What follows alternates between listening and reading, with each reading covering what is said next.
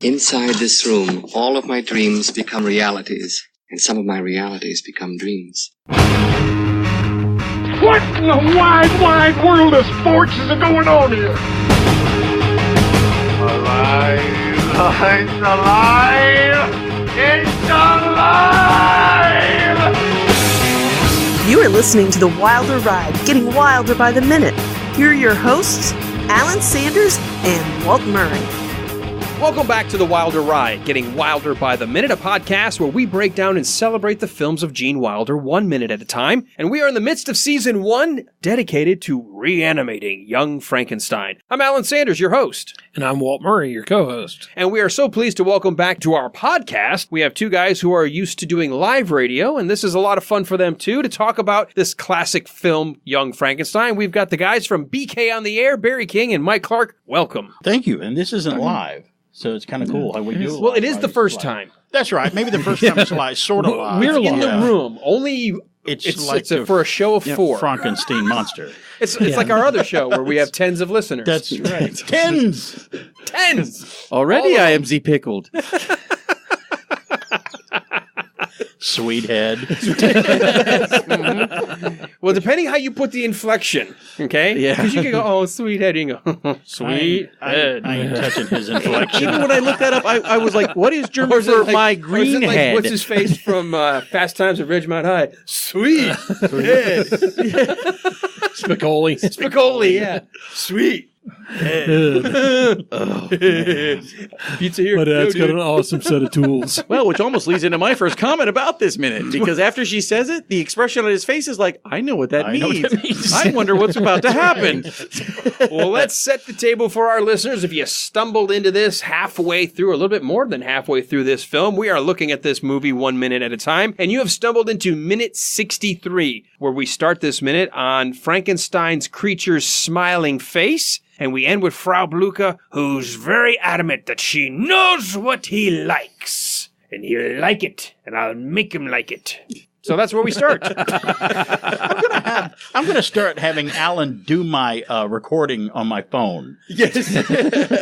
my message, outgoing message. Yes, do that. Every time I see one of those, quote, dominatrix kind of characters, the one like I'm in charge, it's almost always that sort of that harsh German mistress accent, isn't it? It is. Yes, of course. I see one of those every night. Wow. I'm not touching that one. You better not. Yes. You can cut that, right? Nope. Edit that out, right? No editing on this special episode. ringtones. I'm sending that to Mrs. BK so it could be her text message indicator. We listen to the Wilder Ride while we jog at night, so she'll hear it eventually. There's going to be that moment where they're both jogging, all of a sudden she'll like stop, and he's going to like turn around and go, honey? She goes, do you want to have something to tell me about that episode? Remember when you told me it was fun and you never mentioned me? Yeah. How do I subpoena the Wilder Ride episodes? Is this minute 63? Okay, I'll be sure that I'm not there. Yes, because They skipped right to 64. I don't know why. I figure you'll then make the Peter Boyle scream. Wow! You know how your show's live and if I miss it, I pretty much miss it? Well, this is apparently forever. Yes. I can go back and look at it up. Once it's on the internet, it's there forever. It's there forever. Well, nice knowing you guys.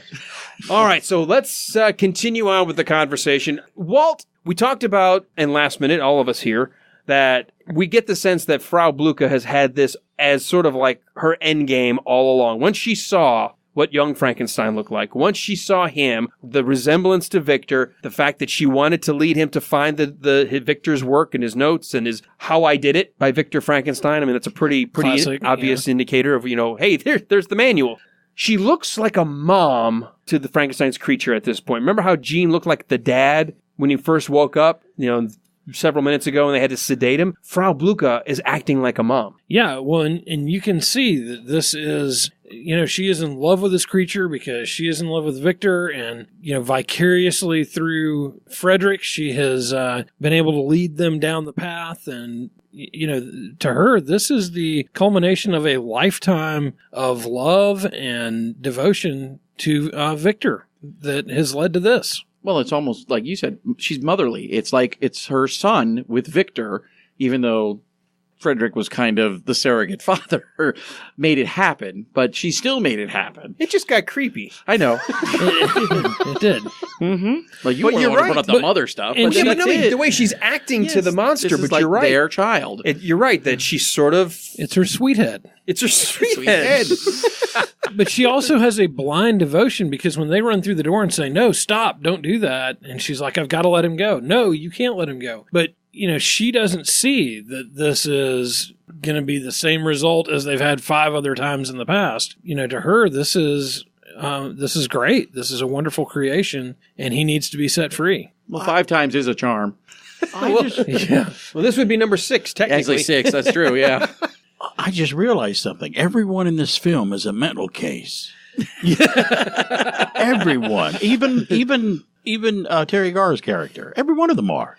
In some way, they're totally mental. I would argue that Terry is probably the most logical and reasonable of all of them. Doesn't mean she's not a little mental, though. Well, no, she's letting him put a brain That's into somebody right. else's So- dead body that they absconded with from the graveyard. They're all Who mental among cases. us has not experimented with reanimation? Who among us hasn't rushed for a fraternity before? Who among us hasn't had idle time on a weekend? Or Who among us hasn't been crushed with a giant load of eggs in their car? okay, Raise your hand. Oh, there he is. There he goes. my attorney has said to stop talking. That's funny. The music here by John Morris, it gets a very sweet sounding note to it. It's not the typical lullaby when you're hearing just the single violin, but the violins do come in and you get the sense she really cares for this creature before the trio stumbles in and everything shifts to a much more frenetic pace, including her delivery. It's almost overacted, but it works for her character because she is so adamant it finally happened and I am not going to let you stop it. Right, and not to skip ahead, but you will have an interesting story to tell about that piece of violin music. Oh, yeah, I do. In the next minute. In the next minute, believe it or not, that I did not know about. Which It's a ties record. in It with took that. 6 minutes into this minute before he already skipped ahead to the I next know, minute. see, I can't help he it. did At it least again. at least I'm pointing toward the mic. Well, and I You are at least talking into the I gotta mic. into the just mic. get to get degrees here. We can only fix one thing at a That's time. right. Pick it. Hashtag BK But spoils everything. I said coming up. I didn't say what it was, though. I didn't spoil it, though. Hashtag DK spoils everything. Thanks, I'm out of here. Oh, cool. That's the name of this show. I was trying to get into the title. And I made it. BK spoils everything. That's perfect. I'm pretty sure that's what we're going to label episode That's awesome. 63. That's cool. Forever immortalized. Hey, honey, check this out. We're jogging. Look at the episode title. It says BK spoils everything. And she goes, I know. Like, I know, but you don't know why they named it I'm that. glad You don't other get it, people do you? finally realized that. That's right. Good press or bad press, just talk about me. Right, just talk That's all about I me. always said. Right. That's awesome, though.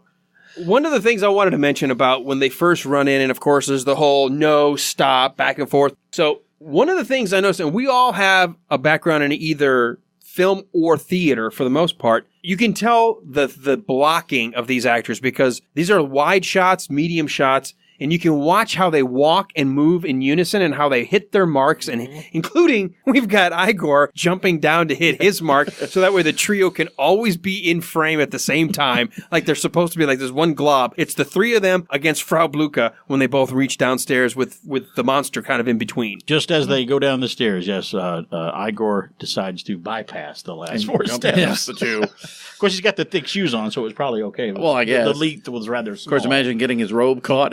falling down. Yeah, that's right. Face plant. But no, you said she gets more frantic, which is true because she knows they're going to try to stop her. So she's got to do it. And I like that when you see her start, there's 4 bars holding the monster down. Mm-hmm. She starts at his feet and starts going up, unlocking them, and you see all 4 locks. Well, then when he frees himself from that last bar, she doesn't get to do the last one by his head. The lock has suddenly disappeared. Yes, I noticed It is that. gone. So I don't know if we just couldn't see it get ripped off the table. It Right. looks more because there's no hole or anything like where screws would be. They may have done it to Did it assist him. Just let Peter Boyle Peter be Boyle. able to get out of that easier. Could be. And I'm trying to count the tacks on the bottom of his shoes. Yes, I already did that. Sorry. Oh, that's right. Mm-hmm. We can go back to another minute for that. Yes. right. It's a minute, what, 41, I Right. think? I always assumed that because he realized he was down to just the one band, that he was just that strong that he attempted to get out and was able to break that band. Well, I mean, the whole lock yeah. mechanism is gone. In the story, yes. Yes. He just rips it right out of the table. But we don't see. Do we see that it's missing because it's from the other side? Like she's unlocking from the other side. So when he pops up, I don't think we see that side. When he gets off the table, you can see clearly at the top where he was, where that band was. The lock mechanism is gone. There's only 3 there on the table now. Oh, you're talking about when he gets up off the table. Oh, okay, the little chain. That's where they the were eyeballs there. Little chain locks. Yep, I are gotcha. gone. Okay, yeah, you're right. That is missing. But obviously the idea is that he's so strong, Yeah. which Right. honestly, I never understood how those bands were strong enough to hold him anyway compared to what he Yeah, does to I know. chains later. Wow, coming up, he'll do that again with a door. Oh, I'm sorry. Yeah. Oh, no. I didn't say it, though. I said coming up. He'll do it again, ruins but I don't do it. I'm everything. sorry. But we're talking about Cloris Leachman. Now, you talked about her earlier and gave some facts. She actually did an interview with NPR not too long ago, and she talked about being Frau Blucher. She said, what would she say? I didn't know I had a wonderful hairdo by Mary, the head of the hair department of 20th Century Fox, and I know that we probably talked about in a previous minute. And she had a wonderful costume. They made it fit me perfectly and wonderfully designed. And that's all I knew. And I was made up. Now I go to the set and I don't have any idea how to be Frau Blucher and have to speak the German accent. She said, I'd never done one before. So all the time we were shooting, I kept whispering to myself, do you know how to do a German accent? Hello, excuse me, do you know how to do a German accent? And she said about 3 people there throughout the day when she was there on the set for shooting, and they didn't know for sure. Then she said, I think one of them was Mel Brooks's mother. I think she helped me the most. Wow. Unquote. That's cool. from NPR talking to her, I think about 3 or 4 years ago in a I think it was a Fresh Air on NPR. But that's so funny because I don't sense German in her accent at all. It sounds almost more Russian or Romanian than it sounds like German. a mishmash. Especially- So, yeah. So it's kind I of know weird. they kind of make a W into a V sound too, but I mean, it sounded much more like we were talking about Romania, the way she chooses to do her accent. Well, for years too, Cloris would tell people in interviews that her name meant glue. She said it because someone told her that. Yeah, that's Mel what it Brooks. was. Yeah, Mel Brooks and told it's her. not the case. No, not at all. Urban legend. So we knew that. We were talking about that many minutes ago. She just didn't that get why early. that was a funny. Yeah, why is it funny? Which, bit. by the way, we completely went past that. Yeah. At the very, very beginning, when they first walk in, the trio walks in after she's talking lovingly and starting to unlock the monster. Right. They all walk in and, Frau Blucher! And they all pause because the horses have to know what's rear coming. somewhere. The horse. And that's funny. That is funny. And it do is that. funny, too, that they stop, the horse whinnies, but they don't acknowledge it, and they keep on moving. Yes. And so there's not even a look off screen or anything like that. It's just, it happens, and they keep moving. That is just such a classic funny joke, and now it's just the thread of the movie. Her career she spent 70 years. It's a 70-year career, Cloris Leachman, in doing this. Amazing. Now, she's in her 90s now. I think her early 92. 90s. She just turned 92 earlier this year. She played Phyllis Lindstrom on CBS's Mary Tyler Moore show, and she got a spinoff show called Phyllis. I don't know whether you guys ever watched Phyllis. It ran from 75 to 77. I used to watch it sometimes. It was it was more of an adult comedy that I didn't get as a kid, like a lot of those shows. We'd probably watch it now and like it. But what I noticed about Phyllis is her Phyllis character in the show reacts to all the crazy zaniness around her in her TV show, much like Terry Garr reacts here in Young Frankenstein, because she's surrounded by a bunch of crazy stuff going on that she just only can react to because she's the only one in the show that has sense and has common sense. And she's surrounded by a bunch of crazy folks. She was in the Twilight Zone episode, It's a Good Life. Remember that? They remade that episode into the movie version where the boy has the powers and he wishes the people into the cornfield. Oh, it's a good thing. Yeah. It's a good thing, Anthony. Yes, It's a good thing. Cloris Leachman was in that. She was also in High Anxiety, we know. Yes. Here's to the World Part 1 as the Madame Defarge. Is it Defarge? I think it's Defarge. Defarge. D-A with an F. She also starred as Beverly Ann Stickle on the NBC sitcom The Facts of Life. Remember, she replaced Mrs. Garrett on The Facts of Life. Remember that. For the last few seasons as the girls' mentor on the show as well. Now, she had her own show in 1989 called The Nut House on NBC where she played Mrs. Frick. And it was a variation, believe it or not, of Frau Blucher, of the Frau Blucher character. She wasn't playing the character, but it was kind of a variation. You could tell once she was playing it, she was influenced by Frau Blucher from that one I don't remember. From there. It didn't last. It was like for a 2-part pilot, and then it went away. So she also She was a good friend of Marlon Brando and met him while they were under Elia Kazan's direction in 1950. So there's a few facts about Cloris Leachman. She was inducted in the Television Hall of Fame in 2011. And the same year, she ranked number 23 on TV Guide Network's Funniest Women on TV in the World. And I'll agree with that. I'd probably put her a little higher than that. I might put her higher. But the whole Cloris Leachman, you talked about her, how she looked. She was actually a very attractive lady back when she was younger. And you said that she was Miss, what was she? What was the pageant she was in? She was actually a Miss Chicago in 1946, and then later a runner-up in the Miss America pageant. I just saw her in a new movie this year. I went to see as of this recording, this podcast, 2018.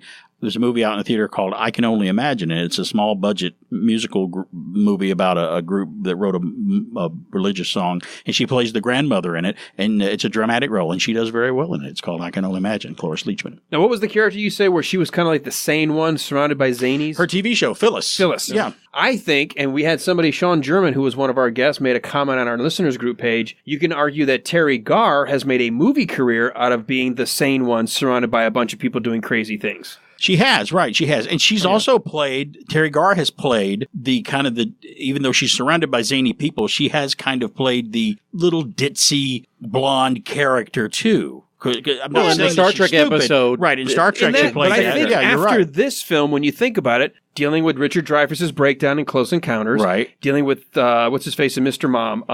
Michael Keaton. Michael Keaton in Mr. Mom. Then dealing with Dustin Hoffman in Tootsie. Right. You know, and she actually had another movie back with Richard Dreyfuss where they played they were divorced or whatever, or divorcing, and Let It Ride. It was one last run at the casino, and she's like trying to hold it together. It's like she sort of made that career shift after this movie. She was seen as sort of like the one trying to hold it together, and she sort of like did that. She was able to do a good job. She went from one character holding to the it next. together. Well, the ditzy character to holding I'm it making together. a podcast career out of being the sane one in a room full of crazy people. So I'm certainly following not in their ruining everything. footsteps. That's for sure. and there's a genuineness with her delivery compared to some of the other sort of, they'll all pose and stuff, but when she yells, no, you mustn't.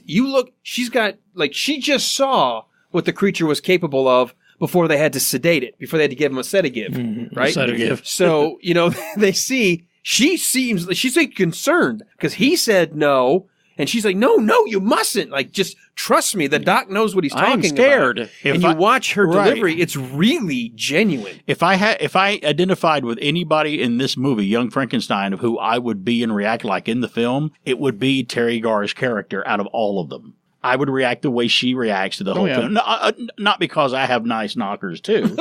Only because knockers? Right, exactly. Well, thank you, Mike. Hello. Thank you. But she reacts more. Oh my! She reacts more honestly to all the sweethead. crazy stuff going on around her. Hashtag sweethead ruins everything. I mean, don't you think so? Doesn't she react more down to earth to everything that's going on? I think so too. Yeah, that's who I would identify with in the movie if I had to identify with somebody. And we've talked about her in kind of her naivete and how she's not dumb. She's actually pretty bright, but she is very naive and she's not very worldly. So like me, like you, that's me. What I was getting to. That's how I would react. Yeah. Well, and one of the things that stood out to me in this minute, and I think that, I am kind of the master of the obvious, but when he gets up off that table, Peter Boyle is gigantic up against the other characters in this scene. I mean, and I don't know if if they've got him on something or whatever, but he is like 3 feet taller than Cloris Leachman, and he might be wearing the shoes, like the platform he is wearing shoes. The shoes, those big and shoes. He may be on another. But I've heard Peter Boyle's a tall guy anyway. He is. He's like 6'2" or 6'. So 6'2". He was 6'2", and then when he added the boots, he ended up being 6'5" on the set. Yeah, so he's so he towered over everybody. Now, is that a zipper on his neck? Yes, it's a zipper on the side of his neck. Is this the first time you get a good look at it? Because you see it before, but you get a really good look. Yeah, it's not a bolt. It's not stitches. It's a zipper. It's a zipper. They never drew attention to it through the whole film. They didn't. There were no good shots of it until that one shot. You really kind of see it there. And you see it here, and I'm just like, that's a zipper. I don't think I've ever noticed the zipper on his neck before. It's supposed to be on the forehead, isn't it? Yeah. Yes, I'm sorry, I was chuckling because you were saying about you're not very worldly. I'm like, well, Transylvania is like the Alabama of Europe. Yes, It certainly is. really We got a is. Transylvania Yeah, song you coming up know. in a later episode too. By the way, I'm telling you right now. Well, let me ask you this. Let's go back to the whole mom-dad kind of analogy. We've got Cloris Leachman playing sort of like the mom. We've got Gene Wilder playing the dad. We already said Marty Feldman is the dog. I guess Inga is the sister. Yeah. So, I mean, we've got all these kind of characters. I guess that's why the Frankenstein's monster turns out to be sort of the toddler, the brat, because when the dad yells, he's got a rotten brain. It looks like the kid just like, oh yeah, Dad? Well, I hate you too. And he's like going to come across the table at him. It's like every one of these characters can be now analogous to something that, if you think about it, we can all sort of identify with. Right, because he acts like a child. We've made comparisons of the monster from Frankenstein to the Incredible Hulk. Yes. Even the first issues of the Incredible Hulk, he was drawn with a flat top head like the Frankenstein's monster. Jack Kirby grew him that way, and he's very much like a child and reacts like a child. Well, he doesn't even the Karloff presentation of him, too. He's very simplistic, very childlike, because, again, he is kind of technically a newborn. Right. So he's just figuring out the world and stuff. So that's a good thing. And you're right. When you got a rotten brain, I'm like, my dad just insulted me. But I also love, too, he seems to get enraged by the pig Latin that Igor says. It always made me mad. Yeah, I never understood but then it. I like, though, he lunges kind of forward, and his reaction to the table is like, oh, that table is still here. How do I get around this? I forgot there was this table thing. Well, and Short we're never memory. really told how abnormal the brain is. We're just told that it is an abnormal brain. That's right. true. So we don't know what that, what those issues were. Is this, I mean, it's kind of funny in the staging of this as well. Frau Blucher is definitely the shortest, most diminutive cast member in this particular scene. And Gene Wilder is keeping his arm on her shoulder and putting her between the Frankenstein's monster and himself. He's like, look, you wanted to put him out there. I'm just letting you know you're going first. Yes. Women and children first. That means women and children get destroyed by the monster first. You get to be eaten first. Like you set him free. Just remember, everything that's transpiring is all according to Frau Blucher's plan. All according to her plans. Well, it is kind of All interesting part of the because show. The thing I kept thinking is, what is she setting him free to? Because the last 5 times the monster went on a rampage, Right. And it ended poorly for everybody, And it could including the destroy monster. Victor's work in a way. And I think she's probably so insane with love for him that she's just like, oh, I'm letting it go. I've got faith in his work. It won't happen again. Let's let him go. Well, And I've got to redeem Victor. Right. I've got to show that he was a genius. Or Right. they could be like the Empire and we just keep building these faulty space stations with the... There's always that one design flaw. Exactly. But I think it's more of trying to redeem Victor. Right. And show success. All that together. On the flip There's side, her- you do get a sense the creature understands Frau Blucher's the only one on his side right now, and maybe that's why he tries to go through the table to get to Frederick. That's true. Instead of going around, which would have been a lot easier to go past her and get them. So the table technically stops him for a minute. He does look down and go, oh, look, table. Table's still here. I didn't notice, she gets the violin at the end of the scene.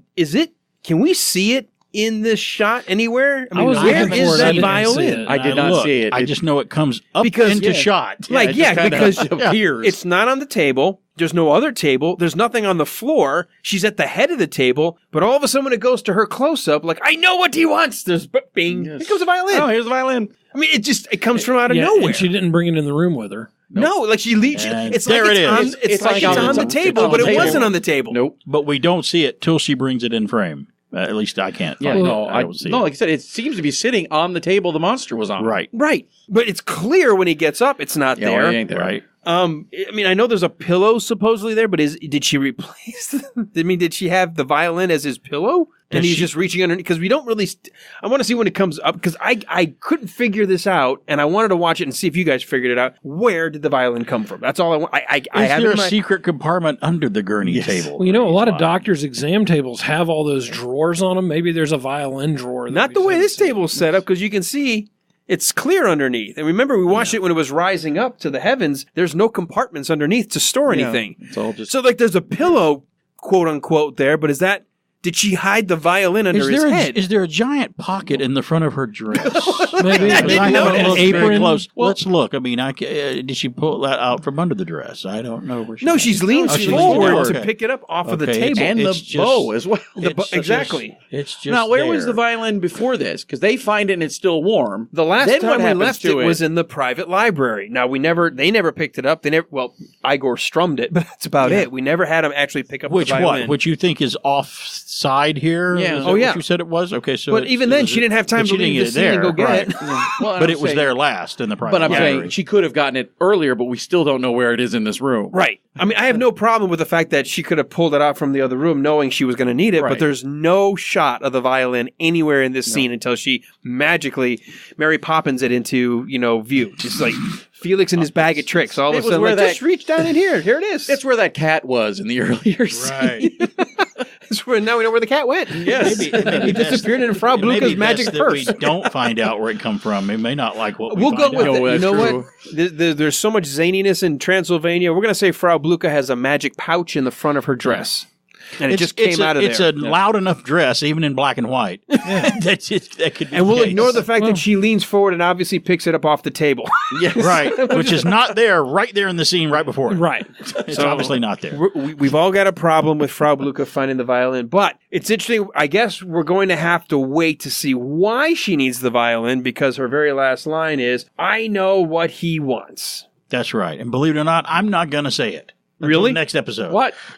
I promise. Hashtag I BK promise. doesn't ruin That's everything. right. I know what he likes. I know what he likes. know what he likes. Oh, we I got don't a know. pretty good idea by what she just grabbed. Hey now, family show. Whoops, sorry. You were talking about those gargoyles before. Yeah, well, but I was using code language. Well, that was code. That's true. Keep it. Yeah. Enough said. Schwanstucker. All right. Well, as we begin to close out this minute, because obviously we've got a problem here. The monster is not in a good mood. We've got Igor, of course, the funny pig lad, and Ixnay on the Ottenray, which I think is really, really funny. I've always admired people who could do it really fast, do pig Latin, like in their heads. You know the rule, right, for pig Latin? If it's not a vowel or a single letter word, you take the first letter, put it to the end, and add an AY or an A, but the A sound. So Yes. it's like Ixnay, Nix, Ixnay on the Ottenray. I've never been able to do pig Latin. I can barely do English. So So, today, Barry texted me, he's like, Ixnay on the carpool, A. I'm like, see, that's what I would do. I ended up putting I ended up spelling it the right way or saying it the right way and then adding just an A at the end. Like suddenly I'm now, Bob and Doug McKenzie from, up in Canada, Hey, get in the car, eh? Wait, hold on. Et gay in the R. Get in the car. Right. All right. Well, Well, the thing is, that's like the people who say English words with a Spanish accent, and that will make a Mexican person understand you.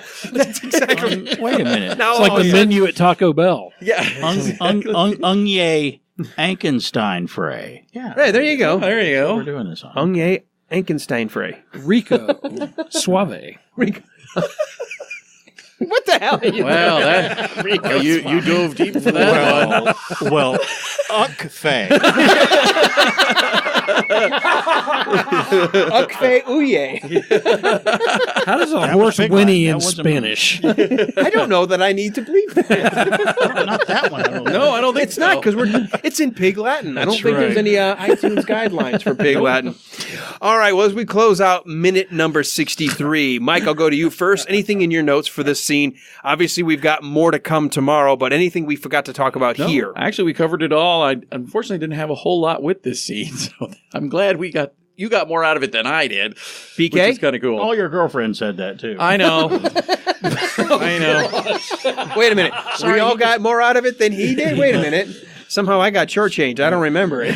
Left that out hanging. Okay, what? We covered quite a bit. I mean, Water's cold and deep, I too. really loved it. I love that we got to talk about Cloris Leachman, and there's more about her Yeah, obviously she's in the fantastic. next minute that's coming up, and looking forward to it. We'll be back. Walt, what do you got? Anything left that we need to chat about with minute 63? No, I think we covered everything I was looking at. Excellent. Well, I don't have anything else either. So before we get to what's coming up tomorrow, BK, where can people hear your show if they've been sort of interested in some of the topics you guys like to talk about? All this knowledge about past shows, things people have been on. Where can they tune in and get you? Well, if you're local, you can hear us on WBHF Radio, 100.3 FM and AM 1450. But if you're far away from Northwest Georgia, you can hear us on TuneIn. Get the TuneIn app. It's free if you want to get the free side, not pay for it. Or you can go to WBHFradio.org and hear us, BK on the air, Saturdays, 10 a.m. till noon Eastern. We talk about everything nostalgic and fun and geeky stuff, and we fool around like a bunch of monkeys on the radio every Saturday. So if you like that, listen to us, and we'll say something that you like, I'm sure. And Mike, if somebody is in a different time zone or they can't tune in Eastern time, but they say, hey, sometime during the week, would it be cool to get a recap of that show? Yes, BK loads it to SoundCloud. It's soundcloud.com, and it is up all week, so you can listen to it at your leisure. But if you wait until the next Saturday, you're going to miss it because he takes it down and puts up the new show. And I promise I don't turn to the side when I'm on the mic. Sometimes. Yeah, I know. What's awesome about SoundCloud, you just do a search for BK on the air, you'll find it, and then that whole week up until the next show drops, it's on demand. It's not one of those loops that you have to catch it in the middle. You can start it anytime you want. I hate those loops, don't you? I do too. Walt, somebody wants to participate with the Wilder Ride. How do they do that? It would be great for those of you who are enjoying the show if you'd take a quick look at patreon.com/thewilderride. There's some ways on there you can help out the show, be a part of the community. We do have some expenses that are associated with the show, so if you'd like to be a part of that, we would love to have you. One of the levels there, and you're going to have to remind me of the amount, but you can become a producer of the show. The associate producer level starts at $10 a month, and if you do that, you get a shout out at least a few episodes every month. Yeah, and we would love for you to join us in one of those ways, or if you want to give us $1 a month or $1 one time, any little bit helps, and we'd appreciate that. What would a $100 bill get me with you guys? We'll have to talk about that later. Ooh, all right. Is it monthly or once? Just a one time? Is it a one-time only? How about a $1,000 bill? Hey, we'll take it. You become executive. We'll invite you back. That's right. That gets you expensive that trip. literally gets you a guest spot up at that level. You see, I haven't put a tier that high, so we're just going to say, yeah, you get a guest spot. Oh, okay, wow. You may actually become the third host. Wow. Okay, then I won't give any money then. I'm going to do it. Look, it also means work. If you give that amount, then you won't be a co-host. Good, gotcha. All right, last thing before we close it out. If you are a listener on iTunes, not only would we like you to subscribe, but certainly leave us a comment. 5 stars would be great, but the comment is really important for that vote to count, and that really does help with some of the metrics that iTunes uses to spotlight shows when people are searching for certain content. Walt and I would love it if someone's looking for Young Frankenstein or Gene Wilder or Mel Brooks or anything related to these cast of characters that we've been chatting about for these many weeks. We'd love for iTunes to be able to point people to the Wilder Ride. That'd be greatly appreciated. Guys, we can still pull you in tomorrow. You guys can take some time off from the radio show, prepping for that Saturday show to come in and chat a little bit more about what's happening in this scene. Yeah, I think we could so. take some prep time out. Yeah. All right. Well, folks, if you can come on back and listen to the Wilder Ride with the guys from BK on the air, we're going to dive into minute 64 tomorrow, where we will continue with Frankenstein's monster growling, and then suddenly hears the violin, and it has an interesting effect on him, and we end with Frau Blucher giving some huge revelation about her relationship and Victor Frankenstein. Until then, Horse Winnie.